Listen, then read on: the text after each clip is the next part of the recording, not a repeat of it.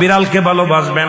ও মুসলমান শুনে নাও, আল্লাহর নবীজি, ও মুসলমান শুনে নাও, দিলের কান্ডা লাগা শুনে নাও, পৃথিবীর মধ্যে মহামানব যারা আছে দুনিয়ার মধ্যে বিড়ালকে ভালোবেসেছে।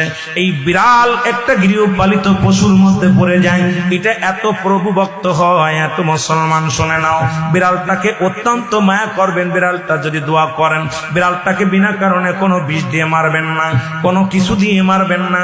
ও মুসলমান শুনে নাও, বিড়ালটাকে যত্ন করবেন। বিড়াল যদি অভিশাপ করে, বিলাই যেটা বলা হয়, অভিশাপ করলে সঙ্গে সঙ্গে আমার আল্লাহ কবুল করে নাই। বিড়ালের অভিশাপে মানুষ ফকির হয়ে যায়, বিড়ালের অভিশাপে মানুষগুলো ধ্বংস হয়ে যায়, বিড়ালের অভিশাপে দুনিয়ার সংসারের মধ্যে অশান্তি লেগে যায়। বিড়ালকে ভালোবাসলে, ও মুসলমান শুনে নেও, এই বিলাইকে ভালোবাসলে, বিলাই যদি দোয়া করে, বিলার দোয়ায় আল্লাহ দরবারে অনেক ফায়দা লুটতে পারবেন। জোরে জোরে চিল্লায় বলা যাবে না মারহাবা। এখানেও নবী বিড়ালকে ভালোবাসতেন।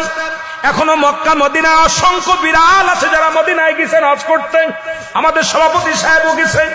অসংখ্য বিড়াল গুলো দেখবেন মদিনার মনোয়ারায়, রাসূলুল্লাহর রওজার আশেপাশে, কাবা শরীফের আশেপাশে অসংখ্য বিড়াল। ধরে বলেন ঠিক কিনা? এত সুন্দর বিড়াল যারা মক্কা মদিনায় দেখে আসছেন তাদের কাছে জিগাইবেন বিড়াল আছে কিনা আছে। এই বিলাইদেরকে ভালোবাসবেন, বিলাইকে অভিশাপ দিবেন না। একবার এক মহিলা অমুসলমান রাসূলুল্লাহর কদমের মধ্যে একজন বিড়ালকে বিষপান করায় মেরে ফেলল। রাসূলুল্লাহ তখন সংসারের মধ্যে অশান্তি অমঙ্গল শুরু হলো। নবীর কদমে আসলেন, ইয়া রাসূলুল্লাহ, ইয়া হাবিবাল্লাহ, আমাদের অশান্তির কারণ কি? জিবরিল আমিন এসে বলে, ইয়া রাসূলুল্লাহ, ইয়া হাবিবাল্লাহ, উনি যে বিড়ালটাকে পালন করতেন, ওই বিড়ালটাকে অনেক কষ্ট দিয়ে মারছে, খানা দেয় নাই, ঘরের ভিতরে আটকায় রাখছে, নির্যাতন দিয়ে মারছে। এত কষ্ট পেয়ে বিড়াল ছানাটা মারা গেছে। ওই বিড়ালটা বরদোয়া আল্লাহর দরবারে কবুল হয়ে গেছে। তওবা করছে, তওবা করার পর নবীজি নিজেই বলছে বিড়ালকে ভালোবাসো। আর নবীর সাহাবী আবু হুরায়রার কোসের মধ্যে একবার বিড়াল নবীজি আলোচনা করতেছিলেন সাহাবীদেরকে নিয়ে। বিড়াল ছানার পিতা আবু হুরায়রা, আল্লাহু আকবার বলেন না।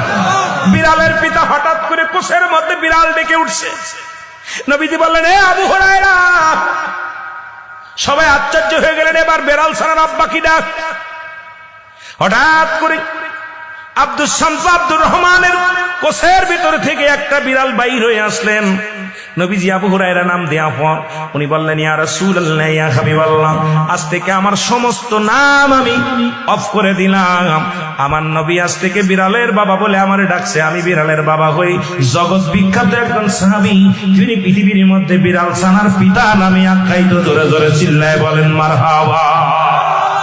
আমার ভাইরা, আমার বন্ধুরা, আমার গভীর মনোযোগ। 3 নাম্বার হলো পিপিলিকা। মারহাবা। আরো জোরে বলেন আল্লাহু আকবার। এই পিপিলিকা পৃথিবীর মধ্যে মানুষের চাইতে বুদ্ধি বেশি। পিপিলিকার থেকে জ্ঞান ধারণ করে আজকে মোবাইল, পিপিলিকার থেকে সবকিছু নেটওয়ার্ক, সবকিছু অনেক কিছু গবেষণা করে পৃথিবীর মানুষগুলো